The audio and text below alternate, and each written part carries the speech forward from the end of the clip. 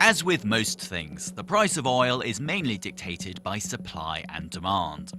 In the past, the supply was mainly determined by OPEC, the Organization of Petroleum Exporting Countries.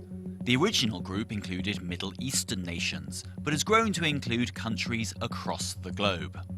The main oil-producing countries meet every 2 years and set production quotas, and in the past, they've determined how much the world's advanced economies will be able to buy. The lower they set their quotas, the higher the price for importing countries. But if those countries experience an economic slowdown, then their demand for oil falls, and as a result, the price drops as well. As well as buying and selling crude oil to make petrol, there's also a market for oil futures. This means betting that the price of the stuff will go up or down. Buying futures above the current market rate can cause producers to hoard their oil, restricting supply and driving the cost up. So that's the economics.